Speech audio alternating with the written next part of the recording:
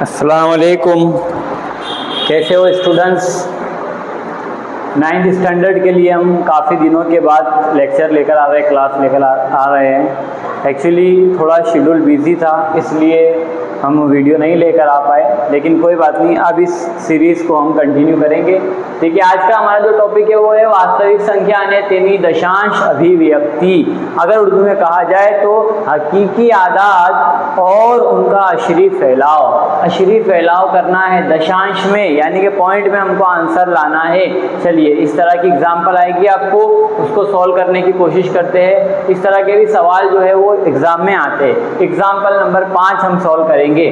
देखिए, सवाल दिया हुआ है 10/3 7/8 અને 1/7 में दशांश अभिव्यक्ति मेळवो, यानी कि अशरी फैलाव करना है। किसका? इन तीनों नंबर का अलग अलग करेंगे। यहाँ पर सबसे पहले हम यहाँ पर करेंगे 10/3 का। चलिए, किस तरह करते? पहले मैं आपको ये चीज़ बता दूँ कि जब हम तकसीम करते, किसी को विभाजन करते, तो यहाँ पर एक नंबर होता है, यहाँ पर एक नंबर होता है, यहाँ पर एक, और यहाँ पर लास्ट में एक नंबर आता है ना। इसे कहते हैं मकसूम, गुजराती में इसे कहते हैं भाज्य, है ना। न्यूमिनेटर कहते हैं इंग्लिश में, इसे कहते हैं कासिम, गुजराती में कहा जाता है भाजक, इंग्लिश में कहते हैं डिनोमिनेटर। ये होता है आपका खारिजे किस्मत,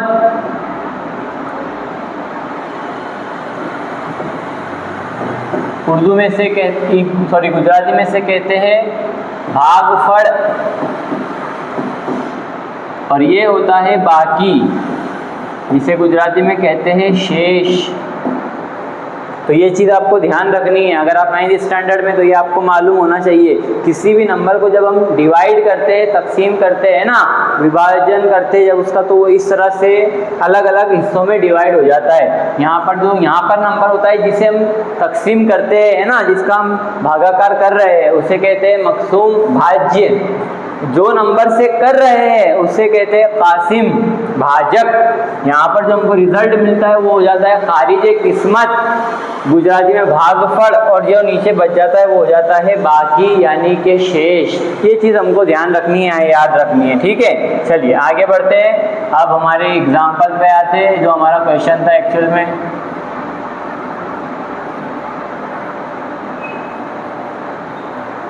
चलिए, 10/3 है ना। किस तरह से करेंगे भाई इसे? यहाँ पर आ जाएगा 10, यहाँ पर आ जाएगा 3, है ना। 3 के पाड़े में 10 आता है? नहीं आता है। 9 आता है। 3 3 9, है ना। इस तरह हम पढ़ते थे बचपन में। आइए इसको सॉल्व करते। ये हो जाएगा 1। अब क्या होगा आगे? बिल्कुल, यहाँ 0 लगेगा, तो यहाँ पर लगेगा पॉइंट, अशारिया, दशांश, है ना। चलिए, उसके बाद फिर से 3 3 9 हो जाएगा, यहाँ पर 1 बचेगा, यहाँ पर लगेगा 3, फिर यहाँ 0 लगेगा, यहाँ 9 लगेगा, है ना, फिर यहाँ पर 1 लगेगा। देख रहे हो क्या हो रहा है? तो 3.33333, है ना। तो इसका जवाब कितना आ जाएगा? 3.33333। तो जब कोई नंबर रिपीट होता है, टर्मिनेटिंग होता है, तो उसके ऊपर इस तरह बार का निशानी लगा दिया जाता है। अब हम इसे क्या पढ़ेंगे? 3.3 बार। इसका मतलब कि ये जो 3 है ना, वो रिपीट हो रहा है। तो 10/3 का दशांश अभिव्यक्ति क्या आ जाएगा? अशरी फैलाव क्या आ जाएगा? 3.3 बार, है ना। इतना आसान सा है। चलिए यहाँ पर आइए, सेकंड वाला है 7/8।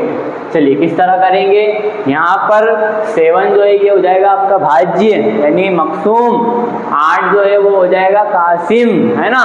एक चीज़ आप यहाँ पर ध्यान रखिए कि जब भी ये नंबर यानी कि मकसूम, गुजराती में बोलेंगे तो भाज्य, छोटा हो और कासिम बड़ा हो, यानी कि भाजक बड़ा हो, है ना। ये नंबर छोटा हो, ये नंबर बड़ा हो, सबसे पहला काम आपको यहाँ पर ये करना है, और यहाँ पर एक 0 लगा देना है। भाई समझ में आ रहा है मैं क्या बोल रहा हूँ? देखिए यहाँ पर ये भाज्य जो है वो बड़ा था, ये छोटा था, तो हमने कुछ नहीं किए, डायरेक्ट सॉल्व करना शुरू किए। लेकिन यहाँ पर ये नंबर छोटा था, ये नंबर बड़ा था, इसलिए पहले यहाँ पर 0 पॉइंट लगाए और यहाँ पर 0 लगाए। अभी हो गया 70 और ये हो गया 8। भाई समझ में आ रहा है क्या बोल रहा हूँ? बिल्कुल समझ में आ रहा है ना। चलिए और आगे बढ़ते हैं। अब आपको ये देखना है कि भाई 8 के टेबल में, 8 के पहाड़े में क्या 70 आता है? तो नहीं आता है। 8 1 8, 8 2 16, 8 3 24, 8 5 40 है ना, फिर 48, फिर 56 आता है और उसके बाद 63 आता है ना। कहाँ तक आता है 63? तो 63 आता है। 63 आता है? नहीं, 63 नहीं आता है। बताइए फिर कहाँ तक आता है? 70 आएगा 8 के पहाड़े में? चलिए बोलिए। 63 नहीं आता है, तो क्या आता है? 64 आता है ना। जी बिल्कुल। तो कहाँ तक 64 आएगा? जब 8 का पहाड़ा हम 8 तक पढ़ेंगे ना, 8 64, इस तरह आप पहाड़े पढ़ते हो, टेबल पढ़ते हो स्कूल में। चलिए आ गया है 64, दोनों का माइनस करेंगे, कितना बचेगा? 6 बचेगा। Very good. अब क्या करेंगे? यहाँ पर 0 लगा देंगे। एक बार 0 लगाया, यहाँ को कुछ करने की जरूरत नहीं है ना। चलिए अब तो कहाँ तक पढ़ेंगे? तो 7 तक अगर टेबल पढ़ेंगे हम 8 का, तो आ जाएगा 56 है ना, 56। फिर इन दोनों का माइनस करेंगे, 4 बच जाएगा। फिर यहाँ 0 लगाओ, यहाँ कुछ करने की जरूरत नहीं है ना। अब दिख रहा है कि 8 के पहाड़े में 40 आ जाता है। कहाँ तक आता है? 5 तक। मेरे बच्चों 5 तक आप पहाड़ा पढ़ेंगे 8 का, तो 40 मिल जाएगा आपको। ये हो जाएगा 0 0, यहाँ पर आ जाएगा 5। तो 7/8 का दशांश अभिव्यक्ति अशरी फैलाव क्या आ रहा है? तो वो आ रहा है 0.875 है ना। कितना आसान है। चलिए आइए यहाँ पर आइए, लास्ट वन है 1/7। यही है ना 1/7। चलिए कीजिए, यहाँ पर आ जाएगा 1, यहाँ पर आ जाएगा 7। देखिए फिर से यही वाली सिचुएशन क्रिएट हो गई। क्या सिचुएशन क्रिएट हुई? कि ये जो अंदर वाला नंबर है, जिसे हम मकसूम कहते हैं, गुजराती में भाज्य कहते हैं, वो छोटा हो गया। और ये वाला नंबर जिसे हम क्या कहते हैं? कासिम, गुजराती में कहते हैं भाजक, वो बड़ा हो गया। यहाँ पर लगाइए 0 पॉइंट और यहाँ पर लगाइए 0। अब ये नंबर बड़ा हो गया, ये नंबर छोटा हो गया। हम बोलेंगे 7 1 7, यहाँ पर 3 बचेगा। फिर हम लगाएंगे यहाँ पर 0, फिर हम बोलेंगे, क्या बोलेंगे? 7 के पहाड़े में 30 आएगा? नहीं। 7 दूनी 14, 7 की 21, 7 चौक 28। तो यहाँ पर आ जाएगा 28। फिर क्या होगा? तो ये हो जाएगा 2 बचेगा, यहाँ 0 लगाओ, 7 दूनी 14। फिर क्या होगा? 6 बचेगा, यहाँ 0 लगाओ। 7 के पहाड़े में 60 आता है? नहीं। क्या आता है? 7 1 7, 7 दूनी 14, 7 की 21, 7 5 35, फिर 42। फिर 42 के बाद कितना आएगा? 49 आ जाएगा। फिर 49 के बाद बोलिए बोलिए 56। Very good. कहाँ तक आ जाएगा? 8 तक। 7 8 56। बहुत अच्छे। फिर कितना बचेगा? 4। मैं जहाँ तक टेबल पढ़ रहा हूँ मैं, तो आपको तब तक काउंट कर लेना है ना। चलिए कितना बचेगा? फिर यहाँ पर 0, फिर 7 5 35, फिर कितना बचेगा? 5, फिर 0, फिर 7 7 49, फिर कितना बचेगा? 1 है ना। फिर यहाँ पर क्या करना पड़ेगा? 0 लगाना पड़ेगा। देखिए ये फिर से आ गया। देखिए मैं क्या कहना चाह रहा हूँ, समझिए। इतना सब हमने सॉल्व किया, यहाँ पर लास्ट में 1 0 आ गया, यानी फिर से मुझे 7 1 7 करना पड़ेगा, फिर से मुझे 30 करना पड़ेगा, फिर से 28 करना पड़ेगा। यानी कि ये जो नंबर है 0.142857, ये वाले नंबर रिपीट होने वाले हैं। इन पर बार लगने वाला है, इस तरह से, है ना। देखिए 1 0 जो है यहाँ पर भी आ गया है, यानी यही नंबर सब रिपीट होने वाले हैं। यानी कि यही नंबर क्या होंगे? बार बार टर्मिनेटिंग करेंगे, तकरार करेंगे आपस में, है ना। तो इसके ऊपर लगा दिया जाएगा बार। समझ रहे नहीं समझ रहे भैया आप? यानी इसका आंसर क्या आएगा? 0.142857 बार। समझ में आया आपको? ये थी एग्जाम्पल नंबर 5। चलिए एग्जाम्पल नंबर 6 भी देख लेते हैं जल्दी जल्दी से। बहुत आसान सा सवाल है। सवाल बोला है कि साबित करो कि 3.142678 समय संख्या છે ઓકે। બીજા શબ્દોમાં p પૂર્ણાંક હોય અને q શૂન્યેતર પૂર્ણાંક હોય તે પ્રમાણે 3.14 26 78 ने p अपॉन q स्वरूप में लिखो। भाई बोल रहा है कि ये जो नंबर हमको दिख रहा है ना, इसको हमको p बटे q के फॉर्म में लिखना है। कोई बात नहीं, लिख देंगे। सिर्फ आपको एक छोटी सी चीज याद रखनी पड़ेगी, और वो चीज ये याद रखनी पड़ेगी, अगर मैं लिख रहा हूँ 11.22 है ना, बराबर समझना है।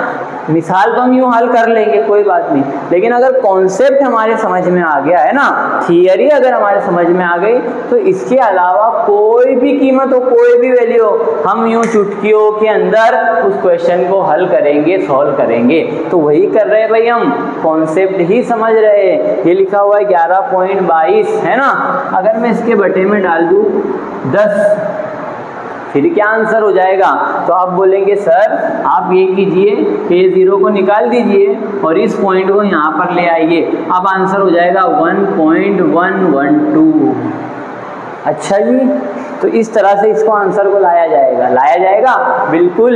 क्या कहना चाह रहा हूँ मैं कि जब कोई दशांश वाले नंबर से, यानी कि 10, 100, 1000 इस तरह वाले नंबर से तकसीम किया जाता है, डिवाइड किया जाता है, भागाकार किया जाता है, तो पॉइंट दशांश जो राइट वाली साइड में है वो लेफ्ट वाली साइड में आता है ना। यहाँ पर था, लेकिन हमने भागाकार किया, तकसीम किया, तो एक पॉइंट इधर आया। एक पॉइंट क्यों खसकाया हमने? क्योंकि 10 से डिवाइड हो रहा है। अगर मैं 100 से करता तो हमको 2 पॉइंट इधर लेके आना पड़ता। अब जवाब हो जाता 0.112,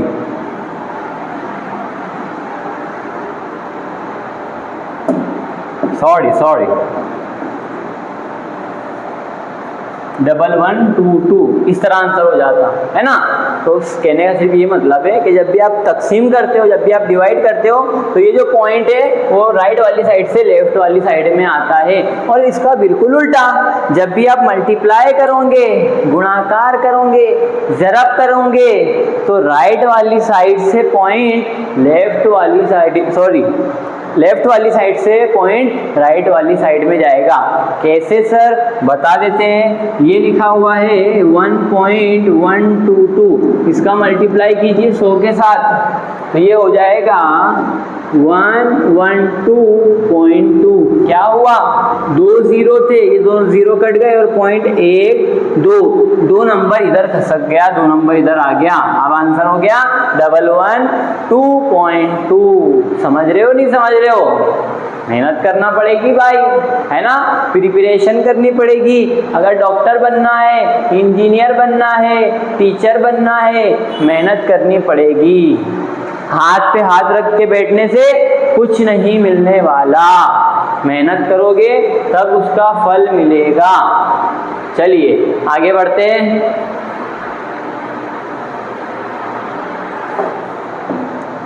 तीन 3.142678 है ना। चलिए तो पहले मैं इसको लिख देता हूँ 13142678। अब बटे में कितने जीरो लगाने पड़ेंगे एक के लिए मुझे? तो देखिए क्या कर रहे हैं आप, ये वाले अशारिया को, ये वाले दशांश को यहाँ पर लेकर आना है ना। तो 1 2 3 4 5 6, 1 2 3 4 5 6, ये P अपॉन Q के फॉर्म में बन गया, नहीं बन गया?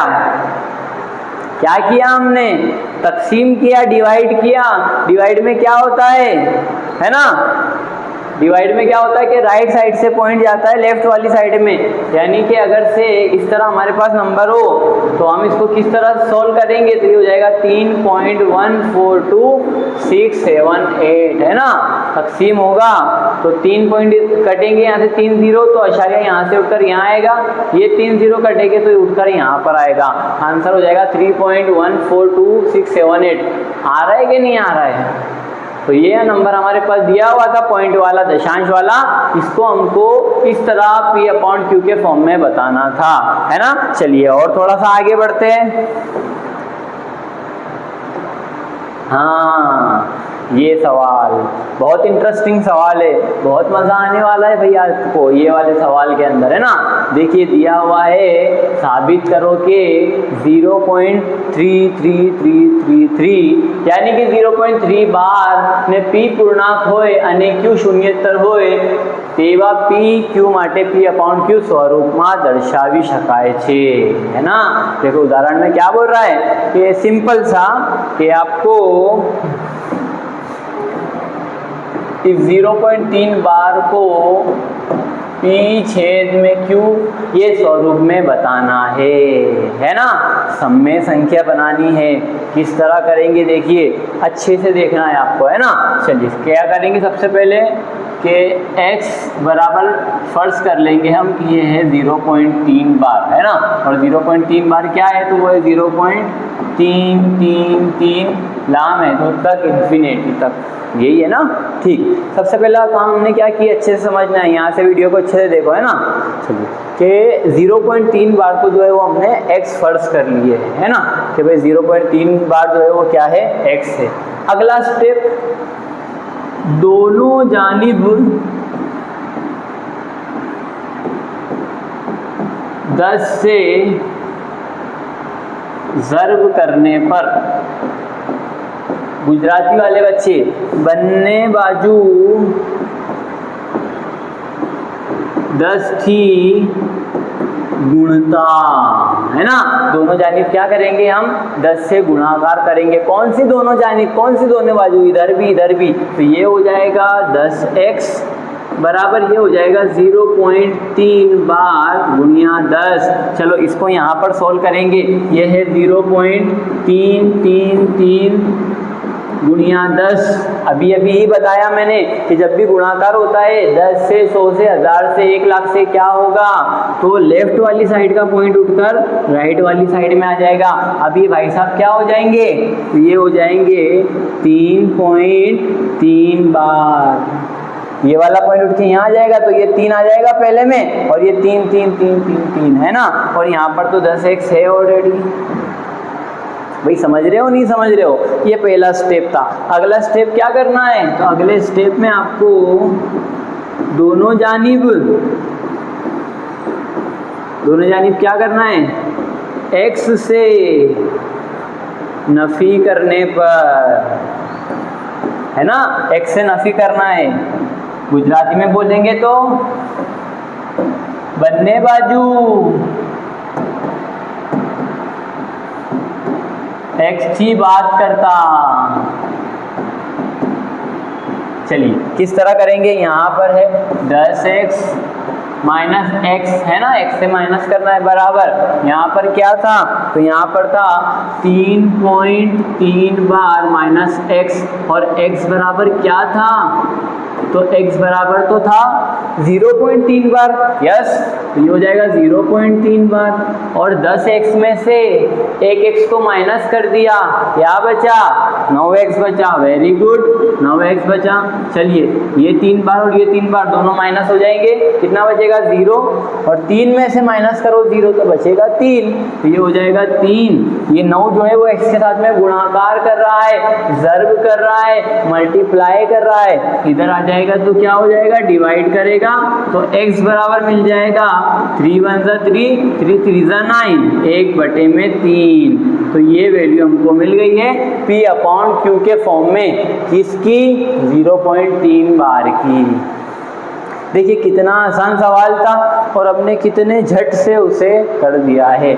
एक चीज़ ये ध्यान रखो कि यहाँ पर हमने 10 से ही क्यों मल्टीप्लाई किया, क्योंकि एक ही ऐसा नंबर है ना, 3 जो है वो सिर्फ सिंगल ऐसा नंबर है जिसके ऊपर बार है।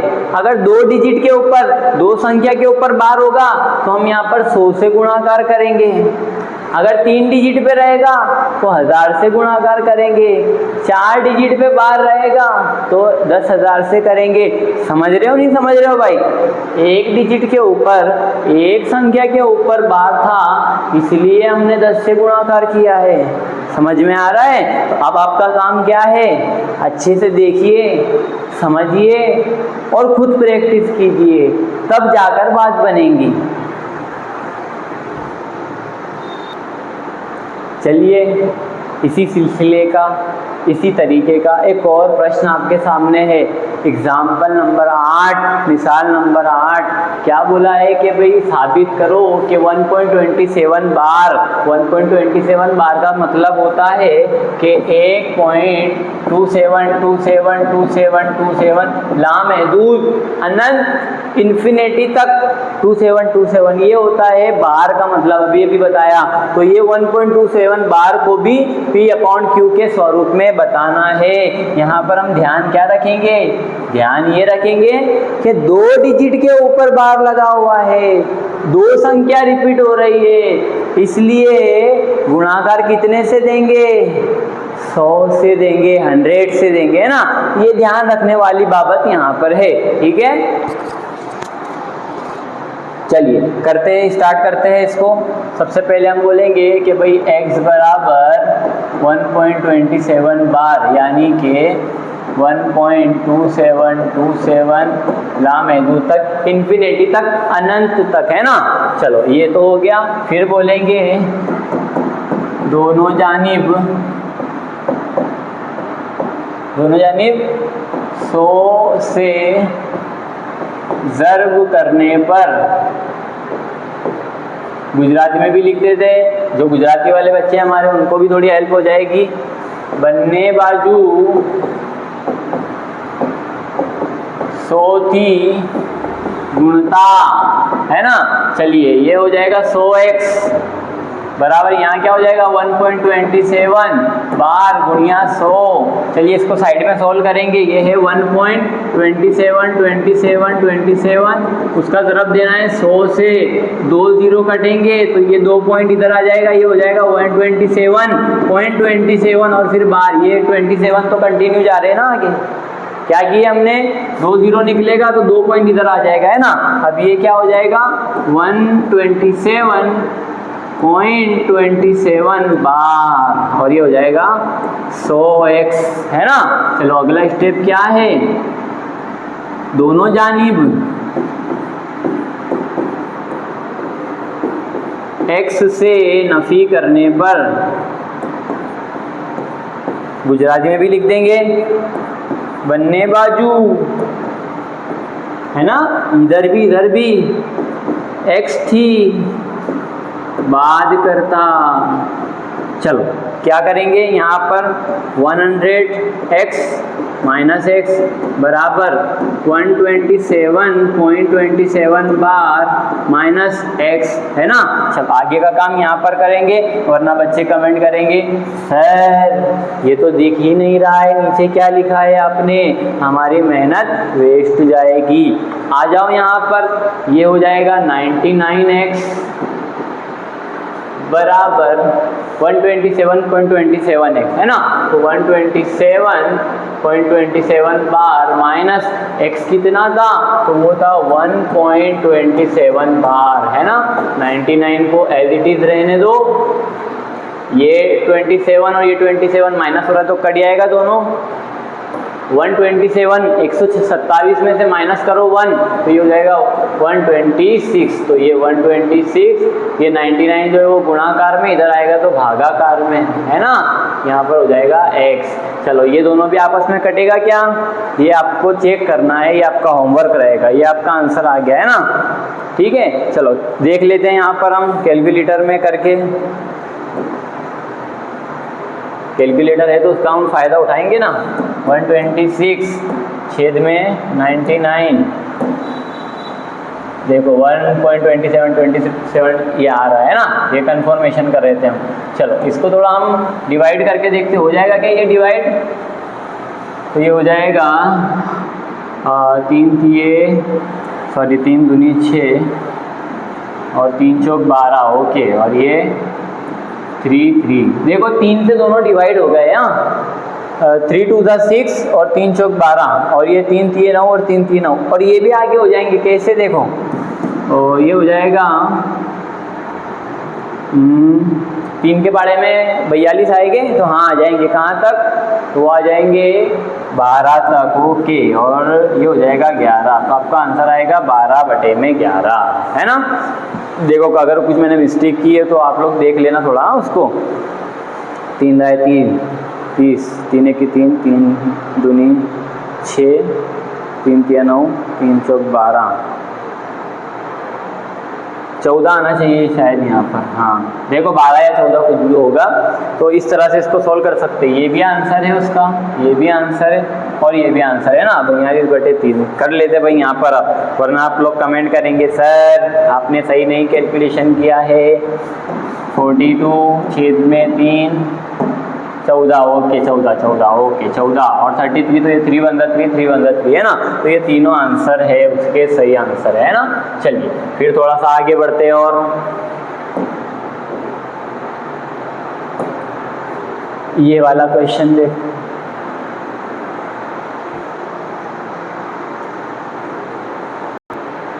चलिए आइए देखिए,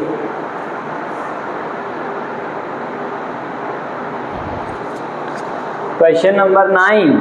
ये थोड़ा सा अटपटा सा सवाल है, लेकिन हम थोड़ा फोकस करेंगे, थोड़ा ध्यान देंगे तो अच्छे से आ जाएगा, कोई बात नहीं। चलिए सवाल दिया हुआ है कि 0.23535 यानी कि x बराबर 0.235 और 35 के ऊपर बार लगा हुआ है भाई। बस ये चीज़ हमारे को समझनी पड़ेगी ये सवाल में, कि जो बार लगा हुआ है लास्ट वाले 2 डिजिट पे लगा है, 2 पर नहीं लगा है, यानी रिपीट क्या होगा, तो रिपीट होगा 35353535, ये रिपीट होगा है ना। चलिए शुरू करते। सबसे पहला स्टेप हम क्या करते हैं, तो दोनों जानिब पहले तो हमने x फर्स्ट कर लिया है कि x बराबर क्या होगा 0.235 और 35 के ऊपर बार है ना, यानी 3535 जो है वो रिपीट हो रहा है। तो दोनों जानिब क्या करेंगे हम, तो दोनों जानिब 100 से ज़र्ब करने पर,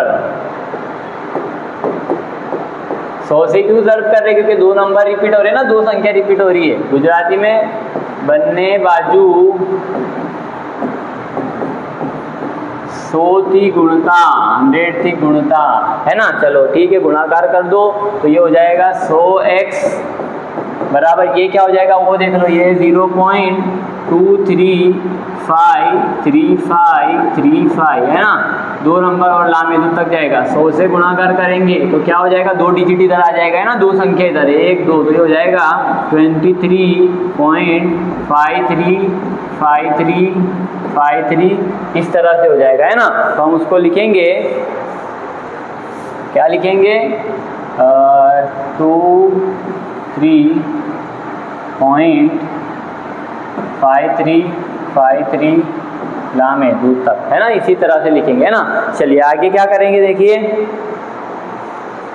अब थोड़ा यहाँ पर समझने वाली बात है, और वो समझने वाली बात जो मैं आपको बता रहा था कि भाई ये थोड़ा सा कॉम्प्लिकेटेड सवाल रहेगा। देखिए आप सिर्फ इतने के ऊपर फोकस कीजिए कि ये 23.53 बार ये है ना, अच्छे से समझना क्या है। तो ये है 53। चलो क्या 53 को मैं इस तरह नहीं लिख सकता हूँ कि 30 + 23 लिख सकता हूँ ना, ये जो 53 है 30 + 23, हाँ लिख सकते हैं। 30 और 23 कितना होता है, 53 होता है। तो अब इसको मैं क्या लिखूंगा वो देखना हमारी आसानी के लिए है ना। ये हो जाएगा 23.3 यानी कि 30 प्लस ये हो जाएगा 0.23 और फिर इसके ऊपर मैं लगा दूंगा बार, क्योंकि वो कंटिन्यू आगे जा रहा है। देखो मैंने क्या किया समझिए अच्छे से है ना। ये जो 53 था 53 था बार वाला, उसको मैंने 2 हिस्सों में डिवाइड कर दिया। एक हो गया 30 यानी 3 और ये हो गया 23 है ना। तो 30 और 23 कितना हो जाएगा, 53 हो जाएगा। वो क्यों किया अभी आपको पता चलेगा है ना। चलो इसको मैंने इस तरह से लिख दिया। ये जो है 23.3 + 0.23 बार वो यही है, कुछ अलग नहीं है ना। अगला स्टेप क्या होता है, माइनस करते दोनों जानिब x से नफी करने पर है ना, x से नफी करने पर। तो x क्या है, x क्या है तो वो है ये है ना। तो ये हो जाएगा 100x, गुजराती में बोलेंगे तो बन्ने बाजू x थी बात करता है ना। तो ये हो जाएगा -x बराबर ये हो जाएगा 23.3 प्लस 0.23 बार माइनस x। अब समझने वाली बात है, हाँ वो मैं बता रहा था ना कि आपकी आसानी के लिए, तो क्या आसानी है आप वो देखिएगा आप। ये हो जाएगा 99x बराबर, देखिए 23.3 प्लस 0.23 बार माइनस, अब देखना x क्या लिया था हमने, तो हमने x लिया था 0.235 बार, है ना। देखिए ये दोनों सेम दिख रहे हैं आपको, ये प्लस वाला ये माइनस वाला, तो ये क्या होगा, दोनों यहीं पर कट जाएंगे। क्या बचेगा, यही चीज़ मैं बता रहा था, यही आसानी हमारे लिए होने वाली थी। अब क्या बच जाएगा, 223.3 बटे में ये 99 यहाँ पर आ जाएगा और ये हो जाएगा x। चलिए ये 223.3, क्या मैं इसको 0.3 अगर मैं इसको 10 से गुणा कर दूंगा तो ये क्या हो जाएगा, ये यहाँ पर आ जाएगा, है ना। तो ये अब ये हो जाएगा 2233 बटे में 10 और गुणाकार में 99, है ना। देखो क्या किया है मैंने कि ये वाले पॉइंट को मुझे यहाँ पर लाना था, तो मुझे 10 से उसको तकसीम देना पड़ा। देखो कैसे, ये समझ में शायद नहीं आया आपके। ये है 233 और ये है बटे में 10, तो ये 0 कटेगा, इशारिया यहाँ पर आ जाएगा, इसलिए मैंने इसको इस तरह से लिख दिया है। और यहाँ पर 99 से गुणाकार है ना, यहाँ पर आ जाएगा, ये हो जाएगा 233 और बटे में हो जाएगा 990, और ये आ गया है आपका P/Q वाले फॉर्म में, है ना। देखो ये सवाल थोड़ा कॉम्प्लिकेटेड था, इस तरह का सवाल था। अब वो तो अब आपको क्या करना है, इसकी अच्छी प्रिपरेशन करना है, वीडियो को 102 बार देखना है और खुद इसकी प्रैक्टिस करना है, तो आपको ये क्वेश्चन आ जाएगा, है ना। चलिए थोड़ा सा आगे बढ़ते हैं और हाँ देखो, अब हम जो क्वेश्चन पे जा रहे हैं, अब हम जो टॉपिक पे जा रहे हैं वो बहुत इंपॉर्टेंट टॉपिक है, अच्छे से आपको समझना है उसको, है ना। चलिए देखिए, एक नंबर होते हैं नातिक, जिसको हम बोलते हैं सम्मय, है ना, और एक होते हैं, यहाँ पे लिख रहा हूँ, गैर नातिक, जिसको हम बोलते हैं असम्मय। ये जो सम्मय होते हैं, जो नातिक होते हैं, इनकी दो एग्जाम्पल होती है। एक होती है मुखत्तिम और एक होती है गैर मुख्ततिम तकरारी। गुजराती में इसको बोलते हैं शांत और इसको बोलते हैं अनंत अने आवृत। भाई अच्छे से समझना ये वाला टॉपिक का। एग्जाम्पल नंबर 10 करेंगे, उससे पहले ये समझेंगे हम कि जो नातिक अदाद होते हैं, जो सम्मय संख्या होती है, उनकी दो टाइप होती है, दो किस्म के होते हैं। एक होते हैं क्या बोलते हैं इसको यार, मुखत्तिम, है ना, मुखत्तिम पढ़ते शायद उसको। एक होती है उसकी जो टाइप होती है वो होती है मुखत्तिम, गुजराती में बोलते हैं इसको शांत, और एक होती है गैर मुखत्तिम तकरारी, है ना। चलिए समझते हैं हम कि भाई मुखत्तिम किसको बोलते हैं, शांत किसको बोलते हैं। अगर पॉइंट के बाद कोई आपका आंसर आ रहा है और वो मुकम्मल अदद होकर आंसर आपका रुक जा रहा है, मिसाल के तौर पर 1/2, ये मैंने नंबर लिया है, ये नातिक अदद है। इसका मैं जब दशांश निरूपण करूंगा, इसका जब मैं अशरी फैलाव करूंगा, मुझे जवाब मिलेगा 0.5, यही मिलेगा जवाब, बिल्कुल यही मिलेगा, है ना।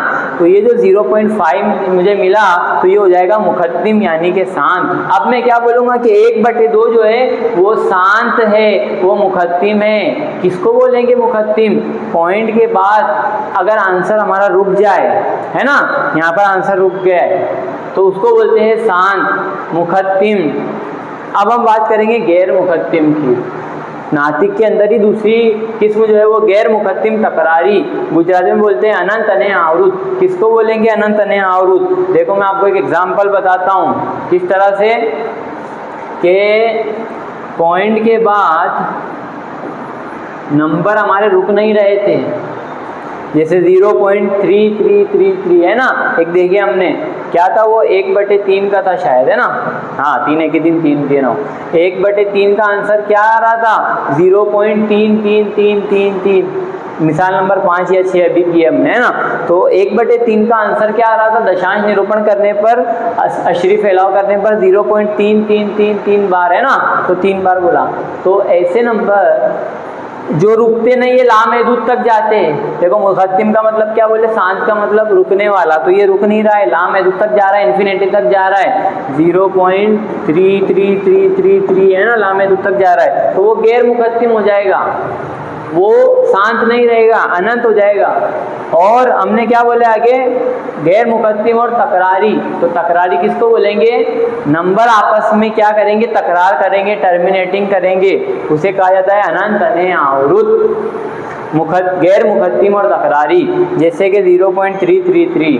तो अब हम क्या बोले कि 1/3 जो है वो गैर मुकद्दिम तकरारी है, अनंत अनयावृत है। वही समझ में आ रहा है, नहीं आ रहा है। पॉइंट के बाद अगर नंबर रुक जाएंगे तो वो मुकद्दिम शांत, पॉइंट के बाद नंबर नहीं रुकेंगे और एक ही नंबर रिपीट होगा या 2 नंबर कोई पर्टिकुलर रिपीट होंगे या कोई 3 नंबर रिपीट वही नंबर आएंगे, तो उसका आंसर क्या आएगा, उसका आंसर आएगा गैर मुकद्दिम तकरारी। जैसे अभी हमने देखा कि 1/7 का कुछ जवाब आ रहा था 0.142857 और इस पर था बार, तो ये क्या हो जाएगा, ये हो जाएगा गैर मुकद्दिम तकरारी। देखो गैर मुकद्दिम इसलिए क्योंकि रुक नहीं रहा है, लामेदूत तक जा रहा है ना बार बार, और ये वाले जो नंबर है ये 6 डिजिट जो है वो रिपीट हो रहे, बार बार आ रहे, इसलिए ये किसकी किस्म हो जाएगी, नातिक अदद में गैर मुकद्दिम और तकरारी।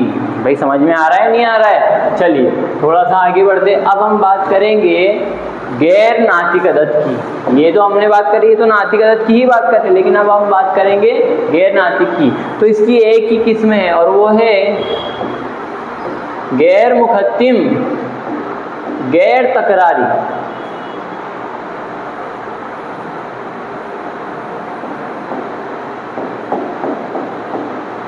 गैर मुकद्दिम गैर तकरारी, जैसे कि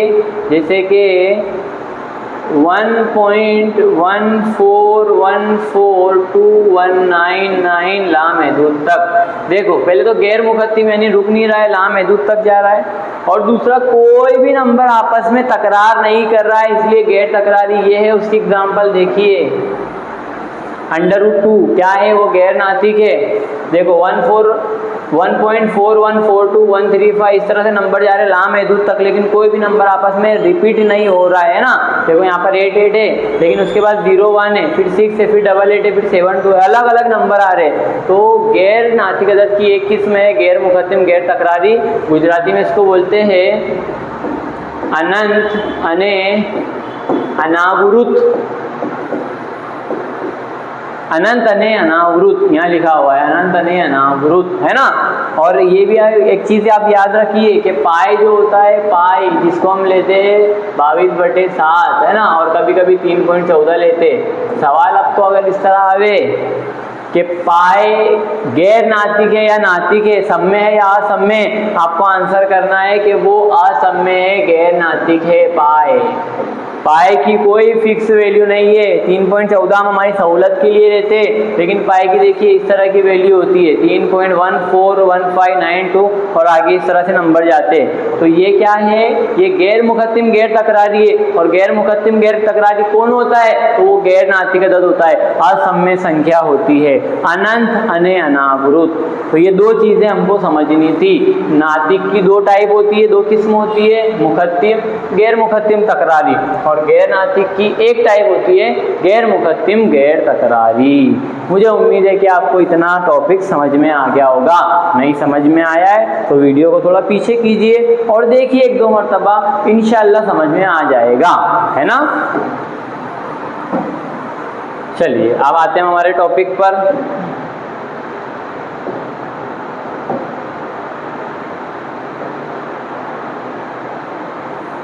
बोला है 1/7 અને 2/7 વચ્ચેની एक असम्य संख्या दर्शाओ। तो देखो एकदम आसान सा सवाल है, 1/7 अभी हमने उसको सॉल्व किया था और कर लेते, कोई बात नहीं, यहाँ पर कहाँ है वो 1/7? कैलकुलेटर कहाँ है?